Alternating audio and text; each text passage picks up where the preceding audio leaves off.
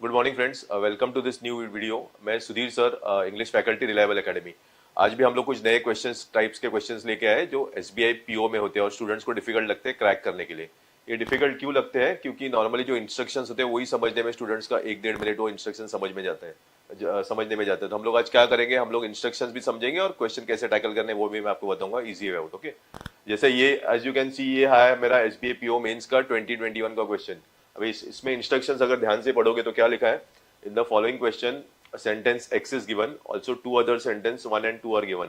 जैसे आपको दिख रहा है एक मेरा X सेंटेंस है जो मेरा प्राइमरी सेंटेंस होगा और नीचे दो सेंटेंसेस दिए number 1 and number 2. Mark the option which gives you the combination of error in 1 and 2 which are based on the same rule as error in X. तो ये पार्ट इंपॉर्टेंट है, which are based on the same error as in X. यानी X मेरा primary sentence है तो अगर X में आपको जो प्राइमरी एरर मिलेगा वही टॉपिक से रिलेटेड आपको एरर 1 और 2 में ढूंढना है। जैसे फॉर एग्जांपल अगर ये मेरे एक्स वाला प्राइमरी सेंटेंस में मुझे नाउन का एरर मिला तो मुझे सेंटेंस नंबर 1 और सेंटेंस नंबर 2 में भी नाउन का एरर ढूंढना है। मैं ऐसे नहीं कर सकता हूँ कि इसमें मैंने प्राइमरी सेंटेंस में मैंने नाउन का ढूंढा, इसमें वर्ब का और इसमें कोई और टॉपिक का। तो जो यूनिफॉर्मिटी रहेगी वो सब में रहेगी। जो मेरा प्राइमरी सेंटेंस में जो कॉन्सेप्ट बेस्ड एरर है वही सेम कॉन्सेप्ट बेस्ड एरर मुझे 1 और 2 में करना है। तो आई होप ये इंस्ट्रक्शंस क्लियर हुए रहेंगे।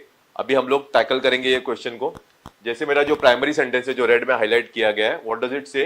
Many Chinese believe that its superior culture ways have inspired their neighbors to imitate them and even voluntarily give tribute to the Chinese emperor. तो अगर थोड़ा ध्यान से पढ़ोगे मेरा स्टार्टिंग में ये इसमें स्टार्टिंग के पार्ट में ही एरर है। देखो, many Chinese believe that, इधर एक प्रोनाउन यूज किया है इट्स।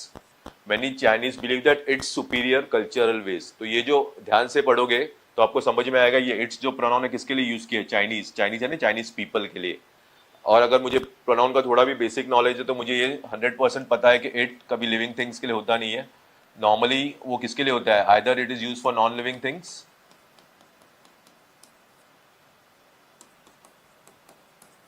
या फिर एनिमल्स के लिए हम लोग यूज करते हैं। नॉर्मली लिविंग पर्सन्स के लिए हम लोग इट यूज नहीं करते हैं। तो इट जो प्रोनाउन है किसके लिए यूज होता है? नॉन लिविंग थिंग्स या एनिमल्स के लिए। लेकिन इधर गलती कहा, इधर चाइनीज। चाइनीज है ना, चाइनीज लोगों की बात हो रही है। तो इधर जो प्रोनाउन यूज किया इट्स वो डेफिनेटली किसके लिए यूज किया? चाइनीज। तो यही मेरा एरर है। एक्चुअली अगर मुझे चाइनीज पीपल के लिए कुछ प्रोनाउन यूज करना चाहिए था तो क्या सही प्रोनाउन होता था? That their, because their is normal use for a group of people, right ना। तो ये जो प्रोनाउन है उसको रिप्लेस किससे कर सकते थे हम? देयर से। तो करेक्ट सेंटेंस क्या होता था? Many Chinese believe that their superior cultural ways. तो अभी ये जो देयर है उसका जो एंटीसीडेंट है वो चाइनीज है। तो आई होप ये कॉन्सेप्ट पता चला रहेगा। लाइक मेरा जो प्राइमरी एरर है अभी मेरा फोकस किस पे रहेगा? प्रोनाउन पे, क्योंकि मुझे जो प्राइमरी सेंटेंस में एरर मिला है वो प्रोनाउन पे मिला है। तो अभी मेरा दूसरा एम क्या होगा? ये दोनों सेंटेंस जो नंबर 1 और नंबर 2 वाले सेंटेंस है उसमें भी मुझे डेफिनेटली 100% प्रोनाउन रिलेटेड ही एरर ढूंढना है। कभी कभी हो सकता है वो लोग आपको एग्जामिनर जानबूझ के कंफ्यूज करने के लिए बहुत सिंपल सा एरर डालते हैं, कोई वर्ब का डालते हैं या कोई नाउन का डालेंगे, जबकि आपको प्राइमरी ढूंढना होता है प्रोनाउन। तो वो उससे ध्यान नहीं भटकना। हम लोग को अभी खाली एक फोकस रहना चाहिए कि मुझे प्रोनाउन बेस्ड एरर ही ढूंढना है। तो now let's read the first sentence. The horse appears in China around the same time as they. देखो ये पहले पार्ट में मुझे गलती पकड़ में आई। इधर क्या लिखा है? as they। वापस अगर आप ध्यान से और थोड़े धीरे सेंटेंस पढ़ोगे, the horse appears in China around same time as they, तो ये डेफिनेटली they किसके लिए यूज किया है? हॉर्स के लिए, सही है। तो अभी हम लोग ने डिस्कस किया था पिछले एग्जाम्पल में, अगर कोई एनिमल है तो हम लोग क्या यूज करते हैं उसके लिए? प्रोनाउन इट होना चाहिए। तो इसलिए इधर ये जो प्रोनाउन है हॉर्स के लिए वो दे की जगह क्या होना चाहिए था? इट। तो the horse appears in China around the same time as it did in ancient Egypt. तो दैट मीन्स मेरा जो एरर है वो कौन से पार्ट में? आप देखिए ये ए पार्ट है, ये बी पार्ट इधर खत्म हो रहा है, देश से लेके इंडिया तक मेरा सी पार्ट है। तो डेफिनेटली मेरा एरर किस में है? सी पार्ट में है। तो अभी मेरा सेकंड टास्क क्या है? मुझे एरर ढूंढना है, ऑप्शन ढूंढना है जिसमें 1C, ये सी पार्ट है ना हमारा, तो 1C। तो if you look at the options carefully मुझे यहाँ पे आंसर मिल रहा है 1C और कहीं पे भी 1 वाले सी में नहीं है, राइट। तो अभी मैं एग्जाम में, आपको पता है हर एक सेकंड काउंट्स, हर एक सेकंड इंपॉर्टेंट होता है। तो मैं अभी दूसरा एरर फाइंड करते नहीं बैठूंगा क्योंकि उतना टाइम नहीं है। जितना मैं टाइम बचाऊंगा उतने मेरे नंबर ऑफ अटेम्प्ट्स बढ़ने वाले हैं, ये आपको भी पता है। तो मैं इधर ही लॉक करूंगा, ये क्लिक करूंगा और इसके आगे वाले क्वेश्चन को निकल जाऊंगा। लेकिन सिंस अभी हम आपको बताना है तो इसलिए मैं सेकंड पार्ट में भी बता देता हूँ। लेकिन एग्जाम में याद रखो मेरा काम इधर तक ही लिमिटेड रहेगा। मैं बी को टिक करूंगा या क्लिक करूंगा और आगे के सवाल पे निकल जाऊंगा। अभी ये सेकंड वाला सी भी कंफर्म करते हैं। देखो, even though these foreigners adapted the trappings of Chinese culture and insist they had the mandate of heaven to declare, इधर एक प्रोनाउन यूज किया itself, to declare itself emperor। तो वापस थोड़ा ध्यान से और थोड़ा धीरे से आप सेंटेंस पढ़ोगे तो आपको आइडिया आ जाएगा। even though these foreigners adopted the trappings of Chinese culture and insist they had the mandate of heaven to declare itself. तो definitely declare itself as the emperor, यानी किसको अपने आप को एम्परर डिक्लेयर करना था? सेंटेंस के आगे नाउन है फॉरेनर्स, राइट ना? तो ये जो इटसेल्फ यूज किया है वो सेंटेंस का मतलब क्या होता है इन शॉर्ट में कि फॉरेनर्स को अपने आप को एम्परर डिक्लेयर करना था। तो फॉरेनर्स है, वापस will come to the same thing, it non living thing के लिए या एनिमल्स के लिए होता है। फॉरेनर्स के लिए मैं इट नहीं यूज कर सकता, इटसेल्फ नहीं यूज कर सकता हूँ। इधर एक्चुअली जो करेक्ट शब्द आने वाला था वो क्या चाहिए था? themselves as the emperor. Okay, तो they wanted to declare, the foreigners wanted to declare themselves as the emperor, तो सही वर्ड था themselves। तो ये जो एरर है किसमें देखो 2C, तो इससे मुझे मेरा कंफर्मेशन मिल जाता है कि मेरा राइट आंसर क्या है 1C and 2C, option B. ठीक है, मैं वापस रिपीट करता हूँ, एग्जाम में आपको खाली एक ही एरर ढूंढना है, सेकंड एरर ढूंढते हुए टाइम नहीं वेस्ट करना है। आई होप ये पहले वाला सेंटेंस के कॉन्सेप्ट सब लोगों को क्लियर है। तो now will move to the next one, second वाला सवाल देखते हैं। ओके, ये भी इंस्ट्रक्शंस वही है क्योंकि वो यही साल में पीओ मेंस 21 का ही क्वेश्चन है। ये मेरा प्राइमरी सेंटेंस एक्स और 1 और 2 मेरे क्वेश्चन वाले सेंटेंस है जिसमें मुझे वही वाले एरर ढूंढने। अभी सपोज ये थोड़ा ध्यान से पढ़ते, in the early years specially in the interwar years Nehru summons the spirit of revolution, right?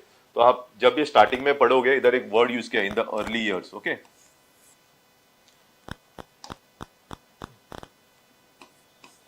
In the early years. Okay, early years से क्या पता चलता है आपको? अर्ली ईयर्स यानी बहुत सालों पहले की बात हो रही है, तो डेफिनेटली ये वर्ड से मुझे पता चलता है कि मेरा सेंटेंस जो है वो किस में होना चाहिए?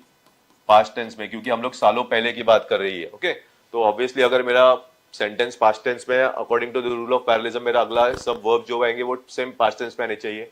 तो in the early years specially in the interwar years, इधर नेहरू समन्स, इधर क्या वर्ब यूज किया देखो? समन्स। अभी आपको वर्ब के 5 फॉर्म होते हैं, सब लोग को पता है, मैं फिर भी बेसिक से एक बार बता देता हूँ। V1, V2, V3, V4, V5। Okay, जैसे समन जो वर्ब है उसके फॉर्म्स क्या हो जाएंगे? फर्स्ट फॉर्म समन हो जाएगा, सेकंड फॉर्म हो जाएगा समन्ड, ईडी लगेगा, थर्ड फॉर्म भी हो जाएगा समन्ड, उसमें भी ईडी लगेगा, फोर्थ फॉर्म आपका हो जाएगा समनिंग,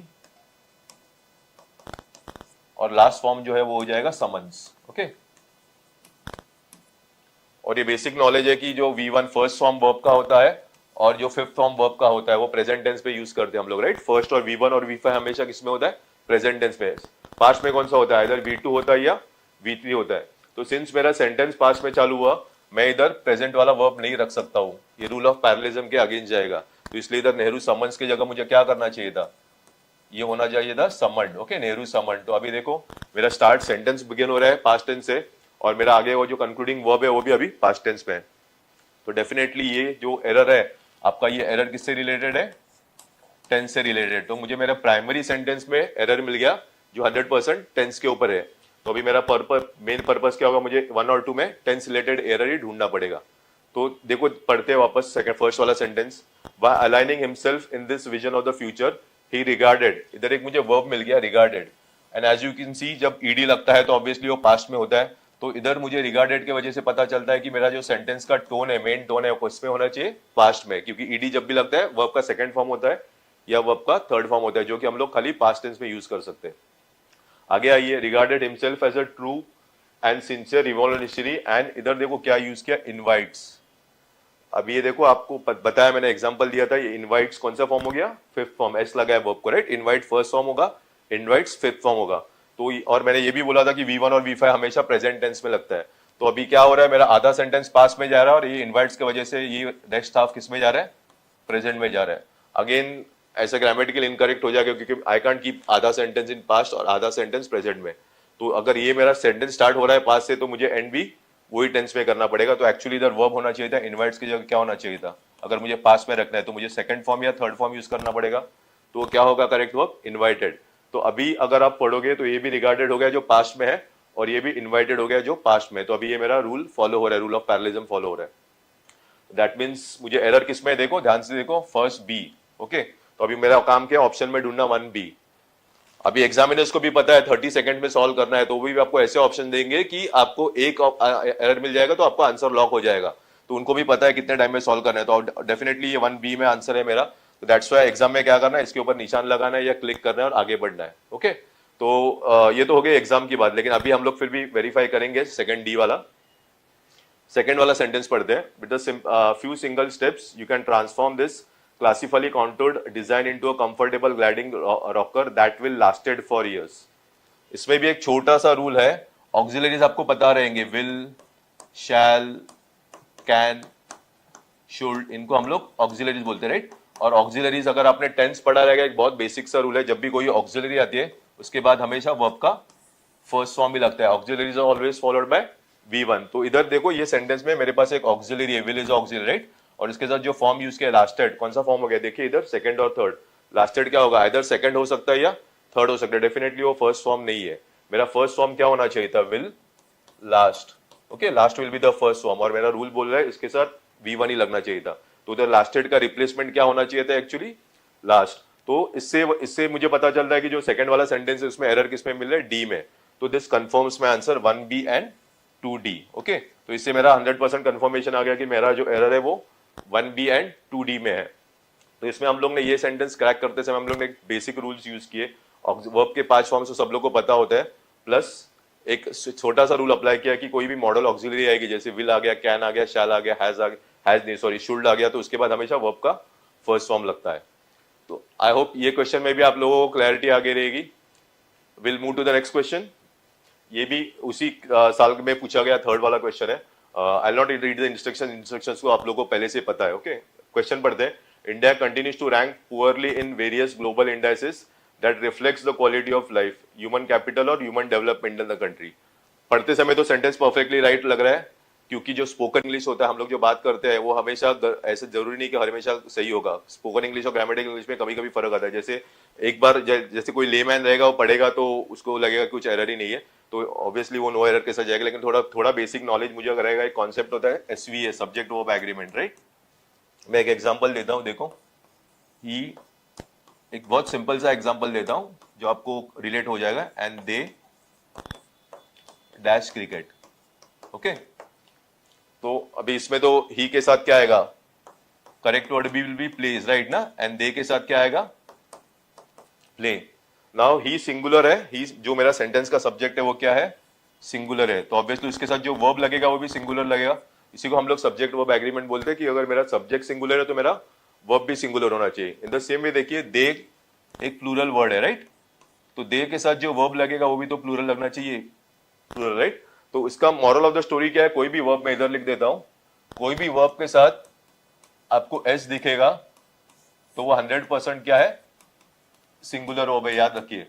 ये कंफ्यूजन क्यों होता है, क्योंकि नॉर्मली हम लोग बचपन से स्कूल में पढ़ते हैं एस लगेगा तो प्लूरल बनता है, राइट। बॉय का जैसे बॉयज होता है, गर्ल का गर्ल्स होता है, तो वो माइंड इतना हैमर्ड किया गया है वो लॉजिक से कि जब भी अभी माइंड क्या करता है कि कभी भी कोई वर्ड के साथ हम लोग को एस दिख जाता है तो हम लोग को लगता है वो प्लूरल है। लेकिन वो एक बात बता रहा हूं कि वो खाली that topic is only limited two nouns. जब भी वर्ब की बात होती है एक्जैक्टली कॉन्सेप्ट उल्टा करना है हम लोग को, कोई भी वर्ब के साथ एस रहेगा तो 100% वो सिंगुलर है, ओके। तो ये मॉरल ऑफ द स्टोरी याद रखो। यही क्वेश्चन में नहीं, आपको बहुत सारे क्वेश्चंस में काम आएगा, क्योंकि ये कॉन्सेप्ट पे SSC में भी बहुत सारे क्वेश्चंस आते हैं और बैंकिंग में भी बहुत सारे क्वेश्चंस आते हैं, ठीक है। तो अभी हम लोग ये सेंटेंस पढ़ते हैं। India continues to rank poorly in various global indices. मेरा जो सेंटेंस का सब्जेक्ट है क्या है, देखिए, वेरियस ग्लोबल इंडाइसेस। अभी इसमें दो वर्ड्स, एक तो वेरियस है और इंडाइसेस है। इससे क्या पता चल रहा है कि मेरा सब्जेक्ट जो है वो प्लूरल है, राइट। वेरियस है बहुत सारे, और एक इंडाइस होता है उसका प्लूरल होता है इंडाइसेस। इसका मतलब क्या, 100% मेरा सब्जेक्ट प्लूरल है। तो अभी इधर ये एग्जांपल की तरफ देखिए, अगर मेरा सब्जेक्ट प्लूरल रहेगा तो मेरा वर्ब भी प्लूरल चाहिए। और वर्ब प्लूरल कैसे आइडेंटिफाई करते हैं, देखिए इसमें एस है, इसमें एस नहीं है ना, तो दैट मीन्स मेरा प्लूरल वर्ब होना चाहिए था विदाउट एस। इधर आप देखोगे आगे, इधर क्या लिखा है देखिए, रिफ्लेक्ट्स, राइट। तो ये रिफ्लेक्ट क्या लिखा है देखो, वर्ब के साथ कोई भी वर्ब के साथ एस रहेगा तो क्या हो जाएगा, सिंगुलर। तो इधर एक्चुअली ये सिंगुलर वर्ब है, लेकिन मेरा अगर सब्जेक्ट प्लूरल है तो मुझे वर्ब भी प्लूरल लगना चाहिए। तो इधर क्या होना चाहिए था एक्चुअली, दैट रिफ्लेक्ट। तो अभी देखो क्या हो रहा है, मेरा सब्जेक्ट भी प्लूरल है और मेरा भी वर्ब भी प्लूरल है। अभी आपका ये सेंटेंस ग्रामेटिकली सही हो गया, राइट। तो मेरा जो प्राइमरी सेंटेंस है उसमें जो एरर है वो 100% किसके ऊपर है, SVA, सब्जेक्ट वर्ब एग्रीमेंट पे। तो मेरा अभी अगला फोकस क्या होगा, मैं यही कॉन्सेप्ट के ऊपर अगले वाले क्वेश्चंस पे एरर ढूंढूंगा। मेरा फोकस, मैंने बोला एग्जाम में जानबूझ के वो लोग आपको देखो, जैसे इधर देखो जानबूझ के कंफ्यूज करने के लिए दिया आपको, हैज बीन एग्जैजरेटेड, लेकिन एग्जैजरेटिंग चाहिए था क्योंकि हैज बीन आ गया तो वर्ब का फोर्थ फॉर्म लगता है, राइट। तो आपको ध्यान भटकाने के लिए जानबूझ के ऐसे कुछ अलग एरर्स वो लोग एग्जामिनर्स डालते रहते हैं।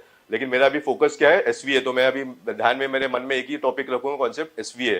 और उसी लॉजिक से मैं इसमें फोकस करूंगा। ओके, ये पहला वाला तो बहुत सिंपल है, लाइक मैं बोलूंगा एक चौथी पांचवी वाला बच्चा भी थोड़ा बेसिक नॉलेज यूज करेगा तो क्रैक कर सकता था। देखो एज मेनी, मेनी का मतलब क्या होता है? डेफिनेटली 100% मेनी शब्द कब यूज करते हैं हम लोग? जब हम लोग प्लूरल की बात करते हैं तो मेनी के साथ हैज तो लगेगा ही नहीं ना। हैज का प्लूरल क्या होता है? हैव। तो इधर क्या आना चाहिए था? As many have. तो ये भी मुझे सब्जेक्ट वर्ब एग्रीमेंट का मिला क्योंकि मेरा सब्जेक्ट जो है प्लूरल था और मेरा वर्ब तो सिंगुलर था। तो इधर मेनी के साथ मुझे क्या करना चाहिए था? हैज की जगह हैव। दैट मीन्स मेरा जो फर्स्ट सेंटेंस है उसमें एरर कौन से पार्ट में है? वापस 1A। तो वापस अगर थोड़े ऑप्शन ध्यान से खंगालोगे तो ये पता चलेगा 1A यही मेरा आंसर है। तो this will be my final answer, मैं इसको लॉक कर दूंगा। लेकिन अभी के लिए हम लोग सेकंड बी में भी ढूंढते हैं। सेकंड बी थोड़ा ट्रिकी क्वेश्चन है, देखिए लाइक वापस आप जब एक बार पढ़ोगे ऊपर ऊपर से तो आपको लगेगा कुछ एरर नहीं, सेंटेंस परफेक्टली सही है, लेकिन थोड़ा लॉजिक लगाना पड़ेगा। While it acknowledge that learning among children have, अभी ये सब लोग को पता है चिल्ड्रन प्लूरल, एक प्लूरल है राइट। चाइल्ड देखो, चाइल्ड सिंगुलर होता है और चिल्ड्रन प्लूरल होता है। वैसे हैज सिंगुलर होता है और हैव ये प्लूरल होता है राइट। तो इधर ऊपर सुपरफिशियली आप देखने को जाओगे तो इधर सही लग रहा है कि चिल्ड्रन के साथ हैव यूज किया, तो इसमें क्या गलत है? लेकिन अगर आप ध्यान से सेंटेंस पढ़ोगे, देखो मैं अभी एक सिंपल सा सवाल पूछता हूँ, it acknowledge that learning among children have been affected. तो अभी ये सिंपल सा बात बोलो मुझे, किस पे अफेक्ट पड़ा है सेंटेंस के अकॉर्डिंग? चिल्ड्रन पे, बच्चों पे अफेक्ट पड़ा है क्या उनके पढ़ाई पे अफेक्ट पड़ा है?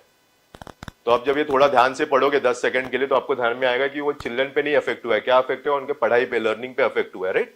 तो ये जो हैव यूज किया है वो इसके लिए, चिल्ड्रन के लिए बिल्कुल नहीं यूज किया है, वो चिल्ड्रन खाली आपका ध्यान भटकाने के लिए दिया है। वो जो वर्ब यूज किया है वो किसके लिए यूज किया है? लर्निंग के लिए। Okay, and learning is a uncountable noun. पढ़ाई पढ़ाई पढ़ाई अनकाउंटेबल नाउन है, और एक बेसिक रूल पढ़ा रहेगा जब आपने नाउन्स पढ़ा, uncountable nouns are always singular. तो ये जो लर्निंग है ये वर्ब भी नहीं है, आईएनजी लगा है, लेकिन it is a noun. Okay, तो लर्निंग के साथ अगर अनकाउंटेबल नाउन है तो इधर क्या आना चाहिए था?